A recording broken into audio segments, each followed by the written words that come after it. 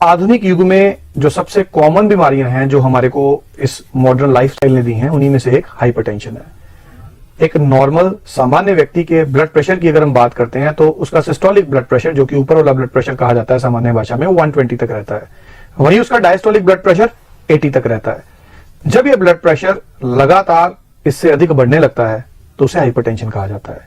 Hypertension mild hypertension भी हो सकती है, जिसमें कभी कभार ये ब्लड प्रेशर कुछ यूनिट्स तक बढ़ जाए। मॉडरेट भी हो सकती है, जिसमें उससे कुछ अधिक 150 160 तक सिस्टोलिक ब्लड प्रेशर चले जाए और लगातार वहां मेंटेन रहे। और सीवियर हाइपरटेंशन भी हो सकती है, जिसमें ब्लड प्रेशर 180 से ऊपर भी चले जाता है। तो ये तीनों ही तरह की हाइपरटेंशन हो सकती है और अपने आप में बहुत से रोगों का कारण है। हाइपरटेंशन में ही आगे, जैसे मैंने सिस्टोलिक और डायस्टोलिक ब्लड प्रेशर की बात की, तो सिस्टोलिक ब्लड प्रेशर जो कि ऊपर वाला ब्लड प्रेशर कहा जाता है, उसके बढ़ने के अलग कारण है। डायस्टोलिक ब्लड प्रेशर, जिसको कि जो लोअर ब्लड प्रेशर बोला जाता है, उसके बढ़ने के अलग कारण है। लेकिन ये दोनों ही प्रकार के blood pressures in the long run अगर शरीर में रहते हैं तो बहुत से रोगों के कारक होते हैं और बड़े रिस्की रहते हैं। इसीलिए इसका प्रतिकार जैसे ही पता हो जाए पूरी सीरियसनेस के साथ करना चाहिए, जिसे हम एंग्जाइटी भी बोल सकते हैं, स्ट्रेस भी बोल सकते हैं ब्लड प्रेशर के बढ़ने का।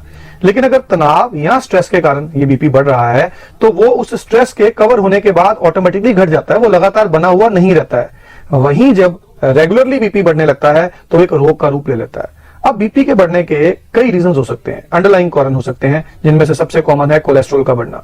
जब कोलेस्ट्रॉल बढ़ने लगता है तो हमारी जो आर्टरीज है उनके अंदर वो डिपॉजिट होने लग जाता है। उसके कारण से जो ब्लड है उसका फ्लो इंपैक्ट होता है, जिसके कारण से एक प्रकार की हाइपरटेंशन होती है।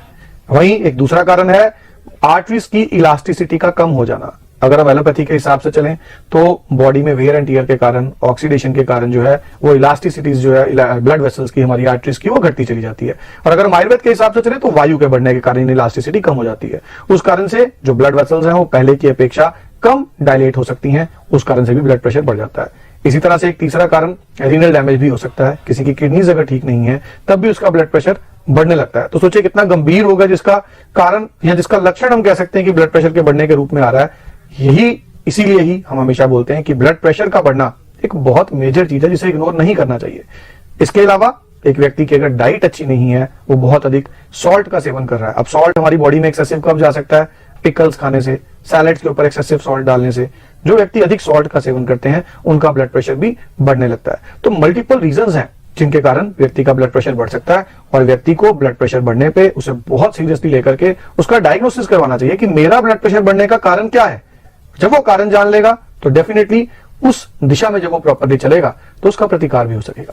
बहुत बार जो ब्लड प्रेशर बढ़ता है, जो हाइपरटेंशन होती है, उसके इडियोपैथिक रीजंस होते हैं, उसके प्रॉपर रीजंस जज नहीं किए जा पाते हैं क्योंकि वो मल्टीपल रीजंस के कारण बढ़ा हुआ बीपी होता है।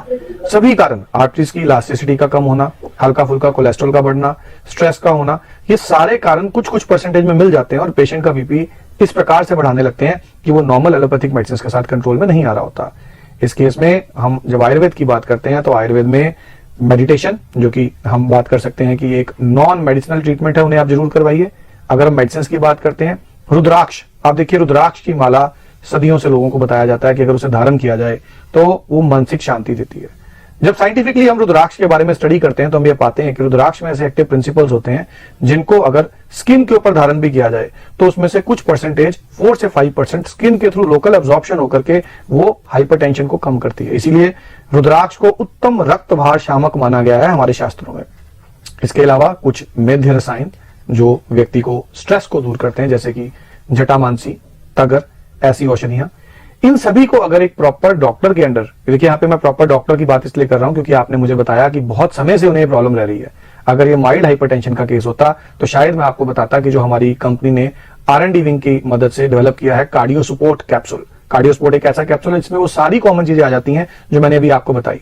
अगर किसी का बीपी माइल्ड तौर पे बढ़ रहा है, इवन मॉडरेट लेवल तक बढ़ रहा है, अपने आप में सक्षम है वो बीपी को कंट्रोल करने में बिना साइड इफेक्ट्स के।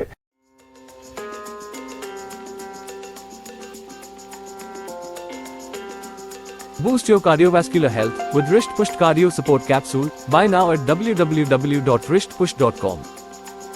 Call now to connect with world's senior most Ayurvedic healer, Dr. Navdeep Sharma.